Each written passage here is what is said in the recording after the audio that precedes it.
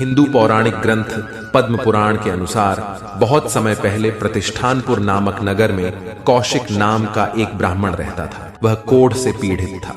इस बीमारी के कारण उसके सभी रिश्तेदार उसे छोड़कर चले गए, लेकिन उसकी पत्नी शैव्या उसे देवता समान ही पूजती रही। कौशिक बड़ा ही क्रोधी स्वभाव का था।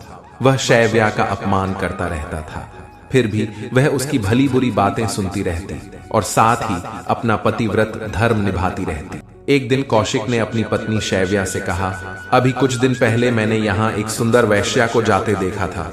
मेरी उससे मिलने की तीव्र इच्छा हो रही है, तो क्या तुम मुझे उसके पास ले चलोगी? ये सुकर पत्नी शैव्या को गुस्सा नहीं आया, बल्कि वह पहले उससे मिलने उस वैश्या के घर गई। वैश्या ने उससे कहा, तुम आधी रात को अपने पति को मेरे पास ले आना। उसकी बात सुनकर शैव्या घर लौट आई। रात के समय अपने पति को कंधे पर उठाकर शैव्या वैश्या के घर की ओर चल पड़ी।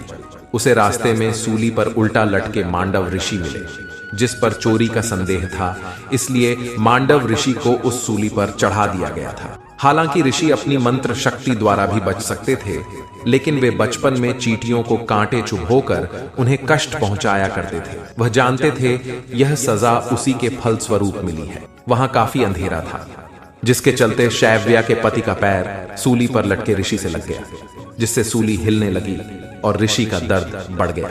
ऋषि ने शाप दिया, जिसने भी इस सूली को हिलाया है, सूर्य उदय होने से पहले उसकी मृत्यु हो जाए।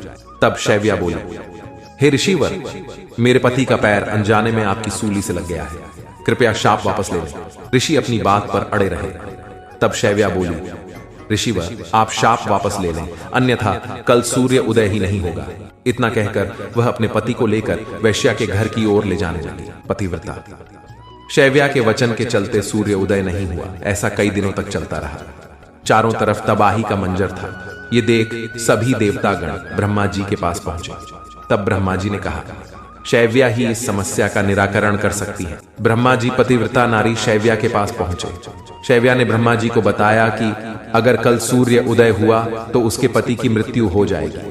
तब ब्रह्मा जी बोले, तुम अपने वचन वापस ले लो, मैं तुम्हारे पति को स्वस्थ करके पुनः जीवित कर दूंगा।